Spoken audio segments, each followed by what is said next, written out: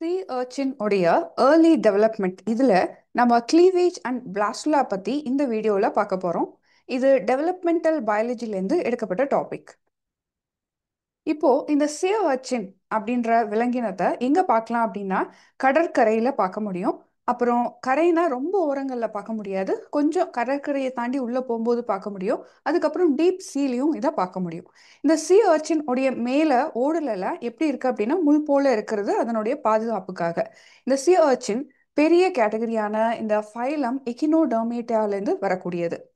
இந்த சீ cucumber star fish போலவே இதுவும் அதே ஃபைலம் எக்கினோடர்மேட்டால வரக்கூடியது. இந்த சீ அர்ச்சின் பற்றின டீட்டெயில் வீடியோ இதில் எதெல்லாம் உங்களால் பார்க்க முடியும் அப்படின்னா கிளீவேஜ் அண்ட் பாஸ்டுலா இப்போ பார்க்குறோம். இதுக்கு முன்னாடி ஃபர்டிலைசேஷன் இருக்குது.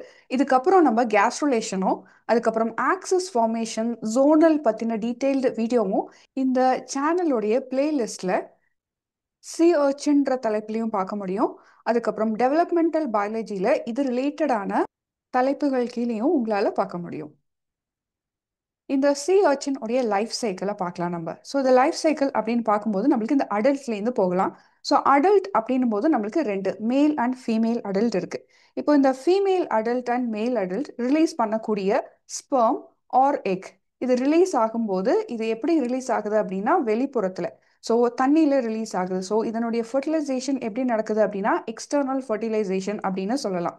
இந்த அடல்ட் சி அர்ச்சினை பார்த்தோம் அப்படின்னாலே இதோடைய சிமெட்ரிக்கல் ரேடியல் சிமெட்ரிக்கலாக இருக்குது. அதாவது எந்த நீள்வாக்கில் கட் பண்ணாலும் ஒரே போல ஒரு பகுதி கிடைக்கும். அதனால இது ரேடியல் சிமெட்ரிக்கல் ஆர்கானிசம் அப்படின்னு நம்ம சொல்லலாம். இப்போ இந்த அடல்ட்லேருந்து ரிலீஸ் ஆகக்கூடிய எக் அண்ட் ஸ்பெர்ம், ஸோ இது ரெண்டுமே வாட்டரில் ஃபியூஸ் ஆகும். ஸோ இது ஃபியூஸ் ஆகிறதுக்கு நம்மளுக்கு ஹெல்ப் பண்ணக்கூடியது கீமோடாக்சிஸ் அப்படின்ற முறை. இதை பற்றின டீட்டெயிலும் உள்ளே பார்ப்போம் நம்ம. ஸோ இதுக்கப்புறம் போகக்கூடிய ஸ்டேஜ் தான் கிளீவேஜ். கிளீவேஜ்க்கு அப்புறம் நம்மளுக்கு கிடைக்கக்கூடிய ஸ்டேஜ் தான் பிளாஸ்டுலா. ஸோ இது ஒரு பந்து போல இருக்கக்கூடிய ஹாலோ பந்து போல இருக்கக்கூடிய ஸ்டேஜ். இதுக்கப்புறம் கேஸ்ட்ருலா. இந்த கேஸ்ட்ருலாக்கு அப்புறம் நம்மளுக்கு ஒரு மெட்டமார்போசஸ் கொண்ட இந்த 4 ஸ்டேஜ் இருக்கு. அதை பிளூட்டஸ் அப்படின்னு நம்ம சொல்றோம். ஸோ இந்த பிளூட்டஸ்க்கு அப்புறம் மெச்சூர் ஆகிறது தான் திரும்ப அடல்ட்.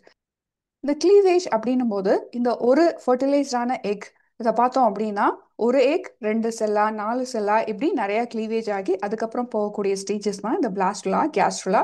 அதுக்கப்புறம் வர ஸ்டேஜஸ் தான் இந்த மெட்டமார்போசஸ் கொண்ட இந்த பிளூட்டஸ் ஸ்டேஜ். இந்த பிளூட்டஸ் ஸ்டேஜ் பார்த்தோம் அப்படின்னா இது ஒரு ஸ்பெசிஃபிக் கேரக்டரிஸ்டிக் கொண்டது. இதில் ஏர்லி ஜுவலைன் பார்க்க முடியுது, லேட் ஜுவலைன் பார்க்க முடியுது, அதுக்கப்புறம் தான் அடல்ட் ஆகுது. கிளீவேஜ் பற்றின டீட்டெயில்டு விளக்கம் இதில் பார்ப்போம். இப்போ பொதுவா நம்ம இந்த எக்கினோடாமஸ் சி அர்ச்சின் உடைய எக் எப்படி இருக்கும்னு பார்த்தோம்னா ஐசோலெசித்தல் எக். ஐசோலெசித்தல் அப்படின்னும் போது நம்மளுக்கு யாக் ஈவனா ஸ்ப்ரெட்டா இருக்கக்கூடிய எக் அப்படின்னு சொல்லலாம். கொஞ்சமான யாக் பட் ஈவனா ஸ்ப்ரெட்டா இருக்கக்கூடிய எக். ஸோ அதுதான் ஐசோலெசித்தல் எக் அப்படின்றோம்.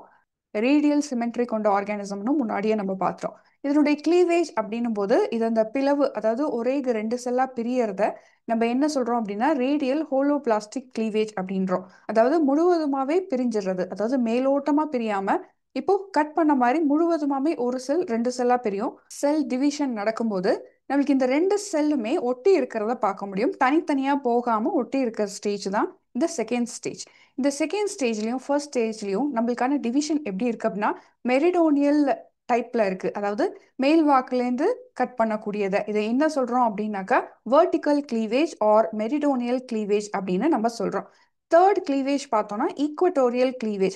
So equatorial or horizontal cleavage அப்படின்னு சொல்றோம். ஸோ இது இடையில கட் பண்றதுனால ஸோ மேல் பகுதி கீழ்ப்பகுதி அப்படி ரெண்டா பிரியுது. ஸோ அதை மொத்தம் 8 செல் கொண்ட அந்த காம்பாக்ட் செல்லா நம்மளுக்கு கிடைக்குது. இதுக்கப்புறம் வரக்கூடிய கிளீவேஜ்ல தான் கொஞ்சம் டிஃப்ரெண்ட் டைப்ஸ் ஆஃப் கிளீவேஜ் நம்மளுக்கு பார்க்க முடியுது. இப்போ மேல இருக்கக்கூடிய இந்த 4 செல்கள் என்னவா மாறுது அப்படின்னா மெரிடோனியல் கிளீவேஜ் மூலியமா, அதாவது மேல இருந்து வெர்டிகலா கிளீவேஜ் ஆகி இது மீசோமியர்ஸா மாறுது. அதே கீழே இருக்கக்கூடிய இந்த வெஜிடல் போல், ஸோ மேல இருக்கக்கூடியது அனிமல் போல், கீழே இருக்கக்கூடிய எக் பார்ட்ல வெஜிடல் போல் அப்படின்னு சொல்றோம்.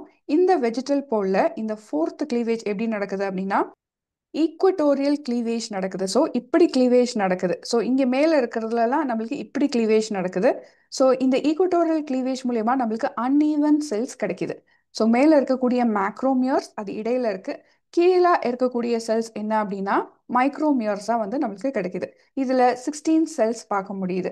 இதுக்கு அடுத்த கிளீவேஜ், அதாவது ஃபிஃப்த் கிளீவேஜ், இந்த கிளீவேஜ்ல தான் நம்மளுக்கு என்ன ஆகுது அப்படின்னா இந்த அனிமல் போல்ல இருக்கக்கூடிய மீசோமியர்ஸ்.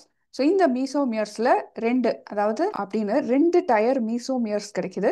கீழே இருக்கக்கூடியதுல இந்த ஃபிஃப்த் டிவிஷன்ல கீழே இருக்கக்கூடிய மைக்ரோமியர்ஸ் மட்டும் லார்ஜ், அதுவும் அனீவல் கிளீவேஜா நம்மளுக்கு ஸ்மால் மைக்ரோமியர்ஸ், இப்படி ரெண்டு நாலு நாலு சர்க்கிளாக கிடைக்குது. ஸோ ஃபிஃப்த் கிளீவேஜ் டிவிஷன்ல நம்மளுக்கு கிடைக்கக்கூடிய சர்க்கிள் 32 செல்ஸ். இப்போ அனிமல் போல் 2 இதுல எட்டு எட்டு சர்க்கிள் கிடைக்குது அடுக்கடுக்கா. அதுக்கடுத்து இதுல வெஜ் ஒன் வெஜ் டூ அப்படின்றதுல நாலு நாலு சர்க்கிளாக கிடைக்குது. ஸோ அதுக்கப்புறம் கீழே இருக்கக்கூடியது அன்இவன் கிளீவேஜ். இப்படி மொத்தமா 60 செல் ஸ்டேஜ் இந்த ஆறு டயரா கிடைக்குது, ஆறு ஜோனல்ஸா நம்மளுக்கு கிடைக்குது. இதுக்கப்புறம் வரக்கூடிய ஸ்டேஜ் தான் நைன்த் அண்ட் 10th ஸ்டேஜ்ல வரக்கூடிய ஹேச்ட் பிளாஸ்டுலா. இதை பத்தி டீட்டெயில்டா இன்னும் பார்ப்போம். ஸோ இதுக்கப்புறம் வரக்கூடியது நம்மளுக்கு இந்த இங்கிரஷன் எப்படி நடக்குது அப்படின்னு. இப்போ இந்த செவன்த் டிவிஷன் அப்படின்னு நம்ம பார்த்தோம். இதுல நம்மளுக்கு மெரிடோனியல் வெர்டிக்கல் கிளீவேஜ் நடக்குது. இதன் மூலயமா 128 செல் பிளாஸ்டுலாஸ் வந்து கிடைக்குது.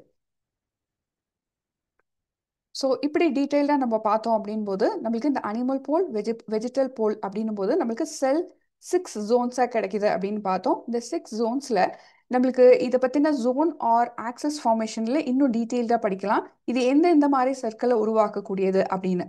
ஸோ நம்மளுக்கு ஸ்டார்டிங் ஒரு ரிவிஷன் போல் ஜைகோட்லேருந்து உருவாகக்கூடிய சர்க்கிள் பிரியும் போது ஸோ ரெண்டு செல் 4 செல் ஆகுது, 4 செல் 8 செல்கள் ஆகுது. ஸோ இப்படி டிவிஷன் ஆகி கொண்டிருக்க சர்க்கிளில் நம்மளுக்கு மீசோமியர்ஸ் மேக்ரோமியர்ஸ் கிடைக்குது. இந்த மேக்ரோமியர்ஸ்லயே நம்மளுக்கு லார்ஜ் மைக்ரோமியர், ஸ்மால் மைக்ரோமியர், இப்படி லாஸ்டா அடியில் இருக்கக்கூடிய ஒரு பிளேட் வந்து கிடைக்குது. ஸோ இப்படி உருவாகக்கூடிய சர்க்கிளில் நம்மளுக்கு இந்த அனிமல் போல் வெஜிடல் போல் செல்கள் வந்து கிடைக்குது. இப்போ பிளாஸ்டுலா எப்படி ஃபார்ம் ஆகுது அதன் பத்தின டீட்டெயில் விளக்கம் பார்க்கலாம். இப்போ இந்த பிளாஸ்டுலா அப்படின்றது பார்த்தோம் அப்படின்னா இந்த ஹாலோ ஸ்பியர் கொண்ட செல்கள் தான். ஸோ வெளியில இருக்கக்கூடிய இந்த அவுட்டர் செல்ஸ் எல்லாமே ஈவனா இருக்கும், சேம் சைஸா இருக்கும். இப்போ உள்ள பார்த்தோம்னா ஹாலோவா இருக்கும். இந்த ஹாலோ கேவிட்டிக்குள்ள என்ன இருக்கு அப்படின்னா புரோட்டீனேஷியஸ் ஃப்ளூயிட் கொண்ட ஒரு பிளாஸ்டோசீல் அப்படின்ற லிக்விட் வந்து பார்க்க முடியும். ஸோ ஒரு பந்து போல இருக்கக்கூடியதுக்குள்ள என்ன இருக்கு அப்படின்னா பிளாஸ்டோசீல் கொண்ட லிக்விட் இருக்கு. இந்த ஸ்டேஜ் எப்போ உருவாகுது அப்படின்னா ஏர்லி பிளாஸ்டுலா 9th 10th டிவிஷனுக்கு அப்புறமா தான் ஃபார்ம் ஆகுது. இதுல மைக்ரோமியர்ஸ் உடைய டிவிஷன், அதாவது கீழே இருக்கக்கூடிய சர்க்கிளோடைய டிவிஷன் ஸ்லோ டவுன் ஆகுது. இப்போ இங்க இருக்கக்கூடிய எல்லா சர்க்கிளும் ஈவன் சர்க்கிளா இருக்கும் அப்படின்னு நம்ம சொன்னோம். ஸோ அந்த ஈவன் சைஸ் ஒன்னோட ஒன்று பக்கத்துல நெருக்கமா இருக்கக்கூடிய சர்க்கிள் எதனால அப்படின் போது இப்படி சர்க்கிள் பக்கத்து பக்கத்துல சேர்ந்து இருக்கிறது எதனால அப்படின்னா இதை கனெக்ட் பண்ணி இருக்கக்கூடிய டைட் ஜங்ஷன் மூலயமா இது டைட்டா பேக் ஆயிருக்கு. ஸோ டைட் ஜங்ஷன்ஸ் மூலயமா இது வந்து லூஸா இருக்கக்கூடியது ஒன்ஸ் காம்பேக்டா அரேஞ்ச் ஆகி அந்த வெளிப்புறத்துல அரேஞ்ச் ஆகி இது வந்து டைட்லி ஜங்ஷன்ஸ் கொண்ட ஒரு சிங்கிள் லேயர்ட் எபிதீலியல் ஷீட் கொண்ட ஒரு பால் பிளாஸ்டுலாவா மாறுது. இப்போ இந்த பிளாஸ்டுலா எக்ஸ்பேண்ட் ஆகுறது செல்லோடைய சைஸ்னால இல்ல, உள்ள வாட்டர் என்டர் ஆகுறதுனால. ஸோ இன்ஃப்ளக்ஸ் ஆஃப் வாட்டர்னால தான் இங்கே பிளாஸ்டுலா எக்ஸ்பேன்ஷன் நடக்குது.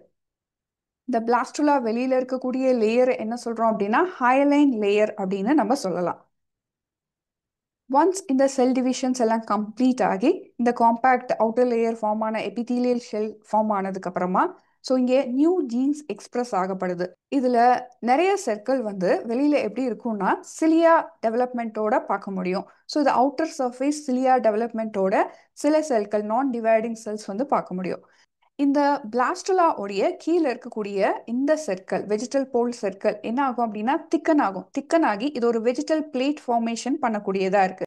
அனிமல் போல்ல இருக்கக்கூடிய சில செட்கள் வந்து என்ன ப்ரொடியூஸ் பண்ணும் அப்படின்னா நம்மளுக்கு ஹேச்சிங் என்சைம்ஸ் ப்ரொடியூஸ் பண்ணும். இந்த ஹேச்சிங் என்சைம்ஸ்னால இந்த பிளாஸ்டுலா சுற்றி இருக்கக்கூடிய வெளியில இருக்கக்கூடிய ஃபர்டிலைசிங் என்வலப், இந்த என்வலப்பை நம்மளுக்கு என்ன பண்ணும் அப்படின்னா டைஜஸ்ட் பண்ணிடும். ஒன்ஸ் இந்த ஃபர்டிலைசிங் என்வலப் பர்ஸ்ட் ஆனதுக்கு அப்புறமா இந்த பிளாஸ்டுலா எப்படி இருக்கு அப்படின்னா ஃப்ரீ ஸ்விம்மிங் ஹேச்ட் பிளாஸ்டுலாவா நம்மளால பார்க்க முடியும்.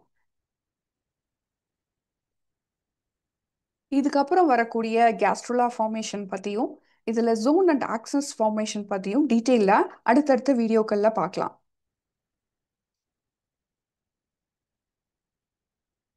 சி அர்ச்சின் பற்றின இந்த கிளீவேஜ் அண்ட் பிளாஸ்டுலா வீடியோ உங்களுக்கு கண்டிப்பாக யூஸ்ஃபுல்லாக இருந்திருக்கும்னு நினைக்கிறேன். தேங்க்யூ.